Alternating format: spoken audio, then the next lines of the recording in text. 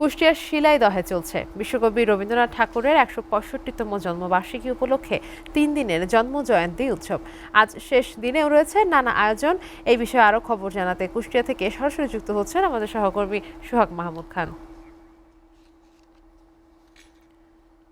সোহাগ, রবি ঠাকুরের ১৬৫তম জন্মদিন উপলক্ষে যে আয়োজন চলছে সেটার আজ সর্বশেষ দিন। গত ২ দিনের আলোচনাগুলোতে আসলে কোন বিষয়গুলো প্রাধান্য পেয়েছিল এবং আজকের দিনের আনুষ্ঠানিকতায় কি থাকছে জানাবেন। নওশীন, বিশ্বকবি রবীন্দ্রনাথ ঠাকুরের ১৬৫তম জন্মবার্ষিকী উপলক্ষে রবি ঠাকুরের স্মৃতিধন্য শিলাইদহ কুঠিবাড়িতে কিন্তু ৩ দিন ব্যাপী চলছে তার জন্মবার্ষিকী উপলক্ষে আলোচনা সভা এবং সাংস্কৃতিক অনুষ্ঠান।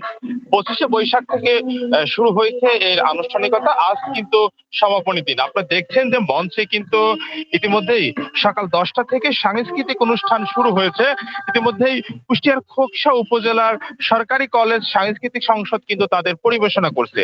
আজকের অনুষ্ঠানের প্রধান অতিথি থাকবেন খুলনা বিভাগীয় অতিরিক্ত কমিশনার মঞ্জুর আলম, এবং এই অনুষ্ঠান কিন্তু একাধারে সন্ধ্যা পর্যন্ত চলবে এবং সন্ধ্যার পরেই শুরু হবে আলোচনা সভা, এবং আলোচনা শেষেই কবির গান কবিতা সহ তার জীবন দর্শনের বিভিন্ন বিষয় নিয়ে কিন্তু আলোচনা হবে। ঠিক আমি যদি আরেকটু বলে রাখি যে গেল ২ দিন যাবত কিন্তু ঠিক এভাবেই তার গান কবিতা এবং তার রেখে যাওয়া কর্মের মাধ্যমেই কিন্তু কবিকে গভীর শ্রদ্ধার সাথে স্মরণ করা হচ্ছে।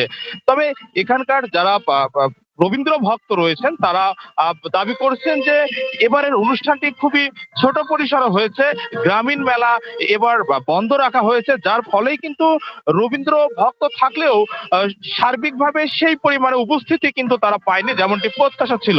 এজন্য স্থানীয়দের দাবি যে আগামীতে কবিগুরু রবীন্দ্রনাথ ঠাকুরের জন্মবার্ষিকী উদযাপনের ক্ষেত্রে আরেকটু প্রশাসনকে সতর্ক এবং বড় পরিসরে করা যায় কিনা সে ব্যাপারে দেখার জন্য আবেদন জানিয়েছেন।